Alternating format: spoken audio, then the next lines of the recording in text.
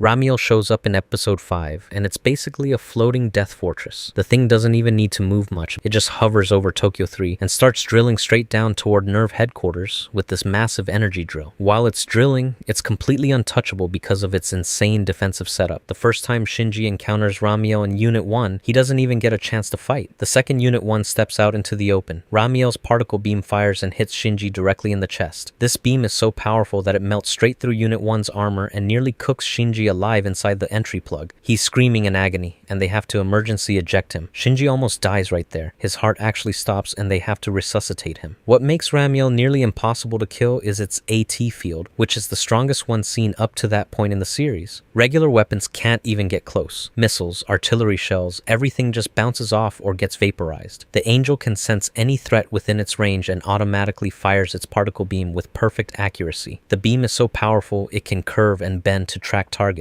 and it fires instantly with no charge-up time after the first shot. Nerve realizes they can't get close enough for close combat, so they come up with this insane plan called Operation Yashima. They literally have to borrow all the electrical power in Japan, every single watt, to power an experimental positron sniper rifle. They're talking about shutting down hospitals, homes, everything, just to get enough energy for one shot. The rifle they use is actually a prototype weapon borrowed from the JSSDF that's been modified to work with an EVA. The operation takes place at night, with Shinji as the sniper and Rei as his shield. The first shot has enough power to punch through mountains, but Ramiel's AT field actually deflects it. The beam bends away at the last second. Meanwhile, Ramiel starts charging up its own counterattack, and this time it's putting everything into one massive blast to wipe them out. Rei has to physically shield Shinji with Unit 0, using a heat shield made from the space shuttle's bottom. Ramiel's beam is melting through this shield that's designed to survive re-entry into Earth's atmosphere. While Rei is blocking, Shinji has to manually aim because the targeting computer is fried, and he only has seconds before Ramiel's beam breaks through and kills them both. The second shot finally works, punching straight through Ramiel's AT field and core. The Angel screams and transforms through all these different geometric patterns before finally dying. It took the entire country's power supply, 2 EVAs working together, and nearly killed both pilots just to land one successful hit on this thing. Zeruel shows up in episode 19 and immediately lets everyone know it's not messing around. This Angel is basically a floating fortress with paper-thin arms that slice through anything. When it arrives at Tokyo 3, Nerve throws everything they have at it, missiles, tanks, artillery, and Zeruel doesn't even slow down. It just keeps floating forward like all those explosions are raindrops. The really terrifying part about Zeruel is how it tears through the Geofront's defenses. Tokyo 3 has 18 special armor plates protecting Nerve headquarters, and each one is supposed to be strong enough to withstand nuclear blasts. Zeruel's razor arms cut through all 18 layers in seconds, like slicing through a stack of paper. Even when they hit it with an N2 mine, basically the strongest non-nuclear weapon they have, Zeruel just shrugs it off and keeps going. When the EVAs finally engage, things get even worse. Rei tries to stop it with a suicide attack using an N2 bomb, but Zeruel's AT field is so strong that even a point-blank explosion barely scratches it. Asuka goes in with Unit 2 and gets absolutely destroyed. Zeruel cuts off both of Unit 2's arms and then decapitates it. The Angel's arms regenerate instantly whenever they get damaged, so there's literally no way to disarm this thing. Shinji arrives late to the battle in Unit 1, and even he can't do anything at first. Zeruel beats Unit 1 so badly that the EVA runs out of power.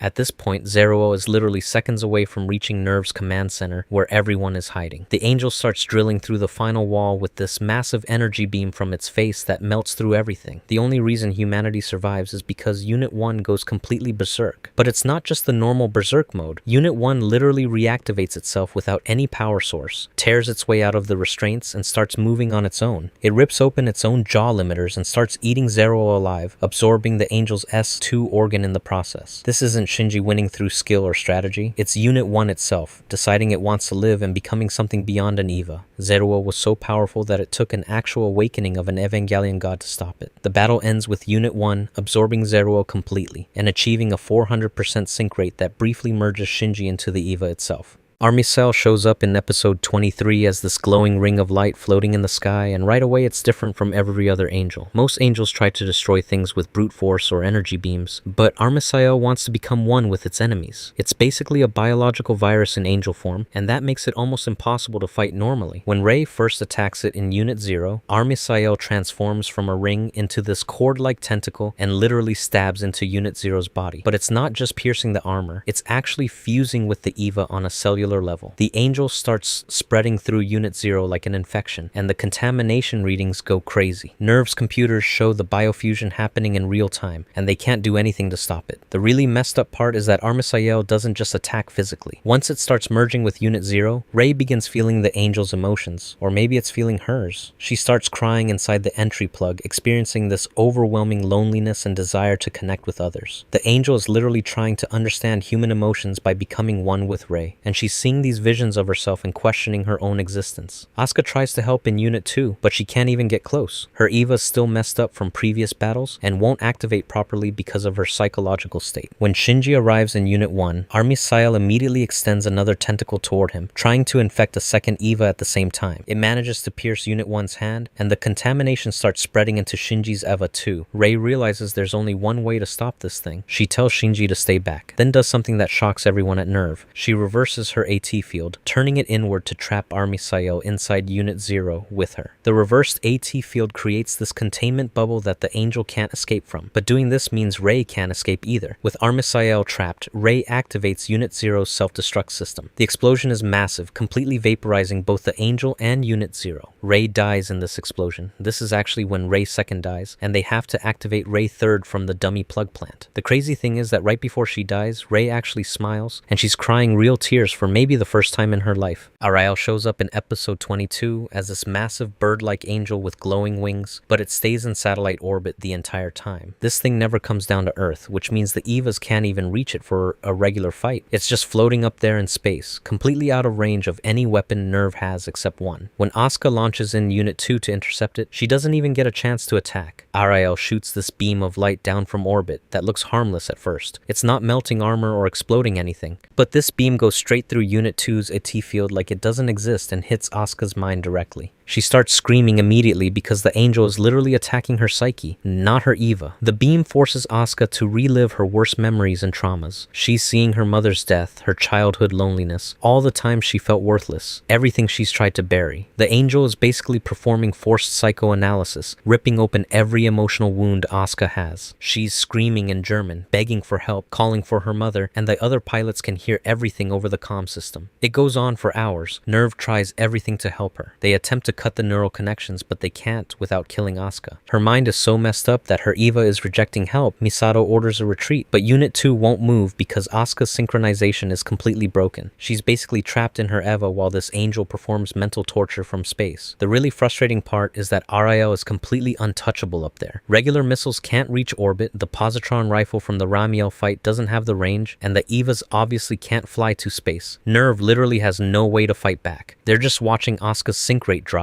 and her vital signs go crazy while this angel dissects her mind. Gendo finally makes the call to use the Spear of Longinus, which is this huge fork-like weapon that's been holding Lilith in place in Terminal Dogma. This is literally their most important artifact. It's irreplaceable and crucial for their plans, but it's the only thing that can reach orbit. Rey takes the spear in Unit 0, goes to the surface, and throws it like a javelin into space. The spear flies up, extends and transforms as it travels, and pierces straight through Arael's AT field and core. The angel explodes in orbit, finally releasing Asuka, but the spear keeps going and gets lost in space. They've permanently lost humanity's most powerful weapon just to kill one angel. And Asuka, she's so mentally destroyed from this attack that she can barely sync with Unit 2 anymore. Her confidence is shattered, and she spends the next episodes basically catatonic. Ireul shows up in episode 13, and it's completely different from every other angel because it starts out microscopic. During a routine activation test with Unit 0, Nerve detects this weird contamination in the simulation bodies. These protein walls start corroding out of nowhere. At first, they think it's just some kind of bacteria or chemical leak, but then the contamination starts evolving and adapting way too fast to be normal.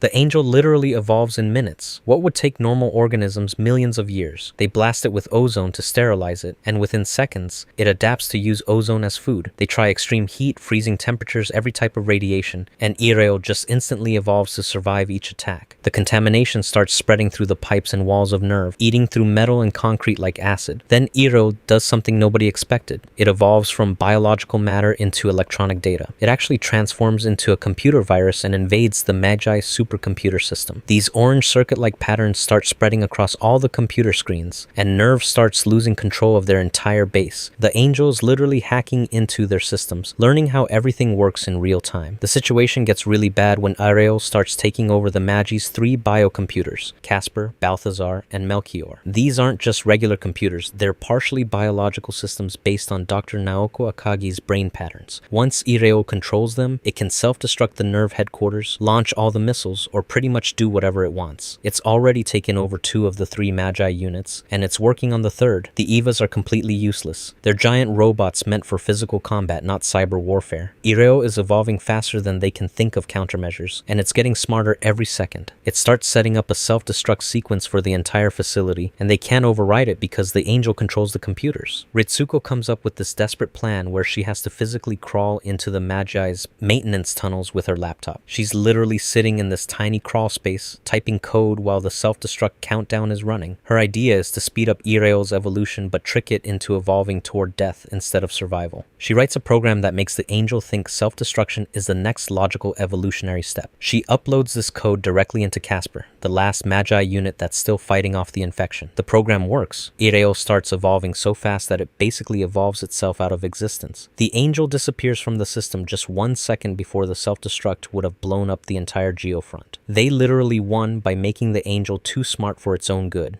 Israfel appears in episode 9 as this humanoid angel with a weird face that looks like a mask, and right away it shows why it's such a pain to kill. When Asuka and Shinji first attack it together, they're completely uncoordinated. Asuka's showing off, Shinji's trying to keep up, and they end up getting in each other's way. But when they finally land some hits and damage Israfel's core, the angel does something nobody saw coming. Instead of dying, Israfel splits into 2 separate angels. They call them Ko and Otsu in the reports. Each half has its own core and can fight independently, but they move in perfect sync with each other. It's like fighting one opponent that happens to have 2 bodies. The 2 halves start demolishing both Unit 1 and Unit 2, bouncing them around like ping pong balls. Nerve has to call a retreat because the Evas are getting destroyed. The problem with Israfel is that even if you destroy one half, the other half can just regenerate its partner. The only way to kill it is to destroy both cores at the exact same moment. We're talking split-second timing. If you're even a fraction of a second off, the surviving half will just bring back the other one, and you're back to square one. Nerve's computers